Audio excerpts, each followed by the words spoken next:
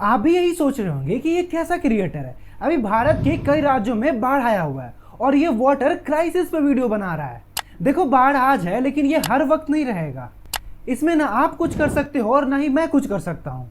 बस हम इतना कर सकते हैं कि हम खुद भी सेफ रहें और दूसरों की हेल्प करें। लेकिन ये जो वाटर क्राइसिस है, इससे लोग आज भी मर रहे हैं, कल भी मरेंगे और परसों भी मरेंगे। इस पे ना तो न्यूज चैनल बात करेगा और ना ही कोई पॉलिटिशियन बात करेगा, क्योंकि उन्हें पॉलिटिक्स से फुर्सत ही नहीं है। आप सोचो कि जिस देश में 2 लाख लोग हर साल वाटर क्राइसिस से मरेंगे, उसका फ्यूचर कैसा होगा। वर्ल्ड वॉर 3 को लेकर आपने भी एक प्रेडिक्शन जरूर सुनी होगी कि वर्ल्ड वॉर 3 पानी की वजह से होगा। वर्ल्ड वॉर 3 का तो पता नहीं, लेकिन भारत में मोहल्ला वॉर स्टार्ट हो चुका है।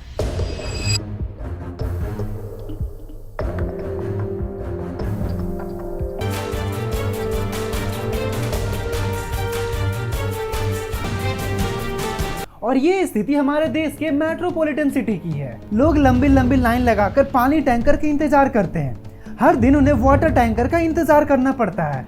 हालात तो ऐसे है कि एक परिवार को सिर्फ 3 से 4 बोतल ही पानी मिल पाता है। आप जरा सोचो कि 3 से 4 बोतल में उनका गुजारा कैसे होगा। वो कपड़ा कैसे धोएंगे, वो बर्तन कैसे धोएंगे, वो नहाएंगे कैसे। अगर मैं आपको दिल्ली का एग्जांपल दूं तो दिल्ली में 36.7% पानी मुन्नक नहर से सप्लाई होती है और ये टैंकर माफिया इन नहरों से पानी चोरी करके महंगे दामों में बेचते हैं। तो आम लोगों के पास पानी कैसे पहुंचेगा जब माफिया ही पानी को चोरी कर ले। दिल्ली के जल मंत्री आतिशी ने पानी की चोरी रोकने को सुनिश्चित करने के लिए एसीपी स्तर के पुलिस अधिकारी को मुनक नहर के पास तैनात करने की मांग की थी। ये नहर बवाना के करीब दिल्ली में प्रवेश करती है। वहीं से टैंकर पानी की चोरी कर अवैध तरीके से बेचते हुए देखे गए थे। देखो, किसी भी एरिया में पानी सप्लाई की केवल 2 ही सोर्स होते हैं, एक तो ग्राउंड वाटर और दूसरा रिवर। मोस्टली जितने भी सिटी हैं वो किसी न किसी रिवर के आसपास हैं और इन रिवर को हमने इतना ज्यादा गंदा कर दिया है कि ये नदी नहीं बल्कि एक नाला बन चुका है। और इसका सबसे बड़ा एग्जाम्पल है दिल्ली का यमुना नदी।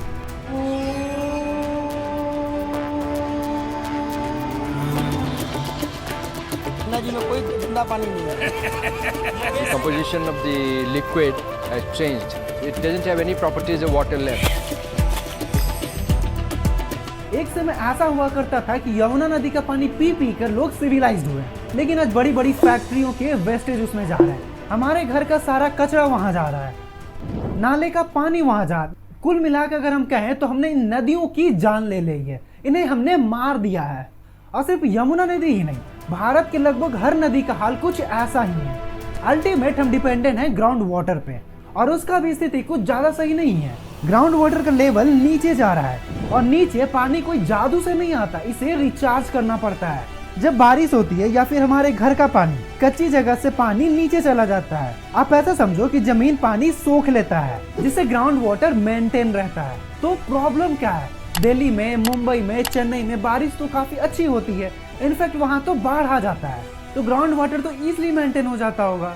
आप भी कुछ ऐसा ही सोच रहे होंगे, बट कहानी में थोड़ा ट्विस्ट है।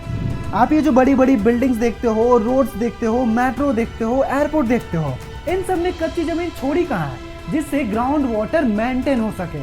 इन शहरों में जब बाढ़ आता है तो गटर और नालियों के द्वारा हम बरसात के पानी को यूं ही बहा देते हैं। यूं कह लो कि हम समुद्र में ऐसे ही बहा देते हैं। तो जाहिर सी बात है कि वाटर क्राइसिस तो होगा ही। ना ही हम इंडियन वाटर हार्वेस्टिंग सिस्टम का यूज करते हैं, ना ही हमारे पास ज्यादा डैम्स हैं। भारत में कुल 5334 डैम है। सुनने में आपको ऐसा लग रहा होगा वाह 5000 डैम, बट ये पॉपुलेशन वाइज कुछ नहीं है। देखो, चाइना में 87,000 डैम्स हैं। मैं चाइना से कंपैरिजन इसलिए कर रहा हूँ क्योंकि हम पॉपुलेशन वाइज चाइना से इक्वल हैं। एटलीस्ट हम डैम्स बना के पानी स्टोर कर सकते थे। ये पुराने समय से हमारे पूर्वज बनाते आ रहे हैं और पानी को स्टोर करते आ रहे हैं। बस आज फर्क इतना है कि पानी तो आज स्टोर हम भी करते हैं, लेकिन हम इन टंकियों में करते हैं। लेकिन एक चीज और, पता नहीं आप नोटिस करते हो या फिर नहीं, भारत में कुल 44% आबादी आरओ प्यूरिफायर का यूज करती है। एंड आप शॉकिंग बात जानते हो कि 1 गिलास पानी निकालने में 3 गिलास पानी वेस्ट होता है। इस स्ट्रिंग के थ्रू हम नाले में यूं ही बहा देते हैं। आप जरा सोचो कि अगर आप एक दिन में 10 लीटर पानी पीते हो तो आप कुल मिला के 30 लीटर पानी यूं ही बहा देते हो। आप उस वेस्टेज पानी को तो ऐसा भी कर सकते हो कि किसी चीज में उसे स्टोर कर लो और उसे बर्तन धोने और कपड़ा धोने में एटलीस्ट यूज कर सकते हो। ये तो प्रॉब्लम था अर्बन एरिया में, लेकिन रूरल एरिया में वाटर क्राइसिस तो है, लेकिन उसके साथ एक चीज और है, वो है वो गंदा पानी पी पी कर वो बीमार पड़ रहे हैं, क्योंकि हमने नदियों को, झरनों को, तालाब को, सबको गंदा कर दिया है। 70% पानियां ग्रामीण क्षेत्र में गंदी है, जिसे पिया नहीं जा सकता है। जानते हो इन पानियों पे एक टेस्ट किया गया था 23,639 सैंपल पर, उसमें 17,000 पानी पॉल्यूटेड था। मतलब आदमी करे तो क्या करे। एक तरफ तो जो गवर्नमेंट पानी सप्लाई कर रही है वो पानी इतना ज्यादा गंदा है कि उससे आप ब्रश भी नहीं कर सकते हो। पीने का तो पहले तो आता ही नहीं है यहाँ पे, वो खरीद के पीना पड़ता है। अब नहाने का पानी, ब्रश करने को पानी खरीद के पीना पड़ता है। हाथों में गंदे पानी से भरी बोतलें दिखाते ये महिलाएं जसोला विहार इलाके के डीडीए फ्लैट की है। राजधानी दिल्ली में जैसे जैसे गर्मी का पारा बढ़ रहा है, वैसे वैसे लोगों को पानी की किल्लत सता रही है। यहाँ कई महीनों से वाटर सप्लाई में सीवर का गंदा पानी मिक्स होकर आ रहा है। ऊपर से एग्रीकल्चर में 70% पानी यूज होता है, उसमें 40% पानी यूं ही वेस्ट हो जाता है, क्योंकि हमारे पास कोई अच्छी टेक्निक नहीं है। हम वही पुरानी टेक्निक का इस्तेमाल कर रहे हैं, पानी की बर्बादी कर रहे हैं। जिस तरह से पॉपुलेशन बढ़ रहा है, पानी की शॉर्टेज हो रहा है। वो दिन दूर नहीं जब पानी पर भी गवर्नमेंट टैक्स लगाएगी, तब हम सब जाके पानी की कदर समझेंगे। ऐसा लोग कहते हैं ना कि फ्री की चीजों का हम इज्जत नहीं करते हैं। एग्जैक्टली यही होने वाला है आने वाले समय में। तो क्या इसका कोई सॉल्यूशन नहीं है? देखो सॉल्यूशन तो भर भर के पड़े हैं। सबसे पहला सॉल्यूशन ये है कि हमें सबसे पहले गवर्नमेंट को ब्लेम करना छोड़ना होगा, हमें खुद रिस्पॉन्सिबिलिटी उठानी होगी। देखो सॉल्यूशन क्या है, हमें कम से कम पानी वेस्ट करना होगा, हमें वाटर हार्वेस्टिंग सिस्टम का यूज करना होगा, और बाकी आप खुद समझदार हो। और अगर आप यहाँ तक आ ही गए हो तो चैनल को सब्सक्राइब कर दो और वीडियो को लाइक कर दो। तो मिलते हैं अगले वीडियो में एक नए टॉपिक के साथ।